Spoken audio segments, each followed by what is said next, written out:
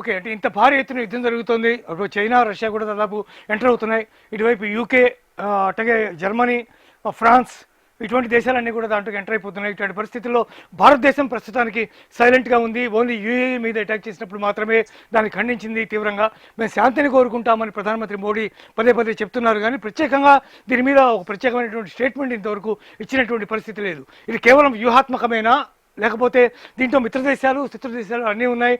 దీన్ని ఏ రకంగా చేయాలి అనే దాని మీద they are waiting for the time అని అనుకోవచ్చా మనం? ఆబ్వియస్లీ ఇండియా విల్ వైల్ ఇప్పుడు అందరు సైడ్స్ తీసుకుంటున్నది ఏంటంటే టాక్టికల్ అండి. మేము వీళ్ళ సైడ్, మేము వీళ్ళ సైడ్ అని. India is looking at strategic aspect of it. ఏం చేయొచ్చు? సో ఏమంటున్నాం మనము లాస్టింగ్ పీస్ కోసం వర్క్ చేస్తాము. మేము ఎవరి సైడ్లు తీసుకోము యుద్ధంలో. ఇజ్రాయెల్ కి ప్రాబ్లం ఉంది మాకు తెలుసు.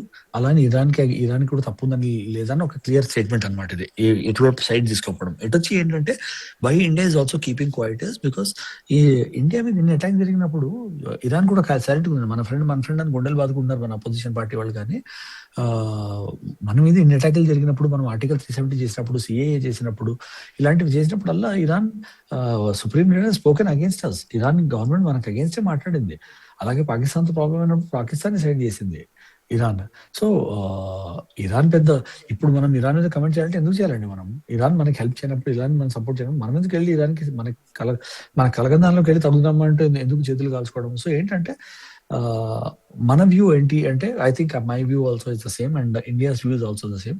ఇండియా వ్యూ ఏంటంటే దీనిలో క్లియర్ గా ఒకళ్ళు తప్పు ఒకళ్ళు కరెక్ట్ అని చెప్పుకోవడం లేదు. రెండు పార్టీలకి తప్పు ఉంది, రెండు పార్టీలకి కరెక్ట్ ఉంది.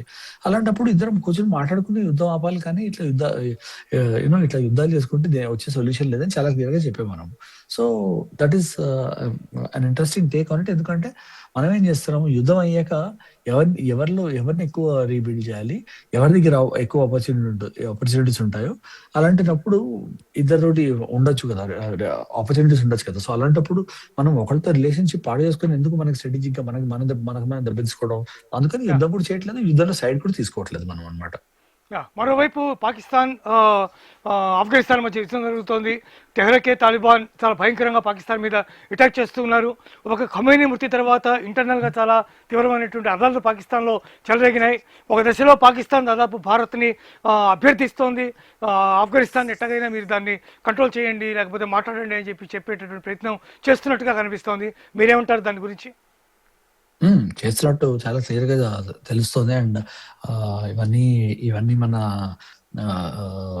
అంటే క్లియర్ గా ఏంటంటే ఆఫ్ఘనిస్తాన్ ఇస్ ఆల్సో ఫైట్. ఇవన్నీ ఎగ్జిస్టెన్షియల్ బ్యాటిల్స్ అండి. అంటే ఆఫ్ఘనిస్తాన్ ఇప్పుడు పాకిస్తాన్ తో ఫైట్ చేయకపోతే ఆఫ్ఘనిస్తాన్ లోకి వచ్చి పాకిస్తాన్ డామినేట్ చేయడం మొదలెడుతుంది వాళ్ళ ఫిలాసఫీని.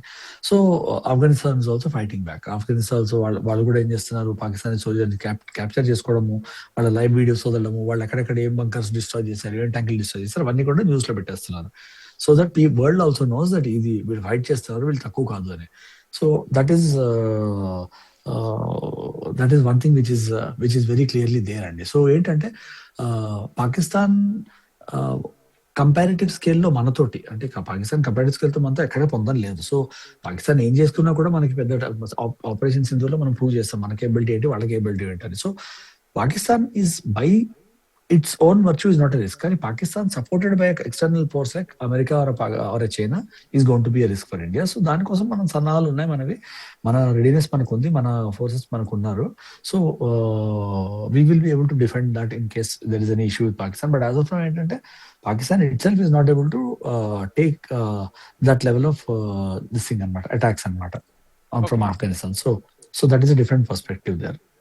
Okay, thank you so much Parameshwar గారు. చాలా విలువైనటువంటి సమాచారాన్ని హెచ్ఎం టీవీ ప్రేక్షకులకి అందించినందుకు థ్యాంక్ యూ సో మచ్. నమస్తే.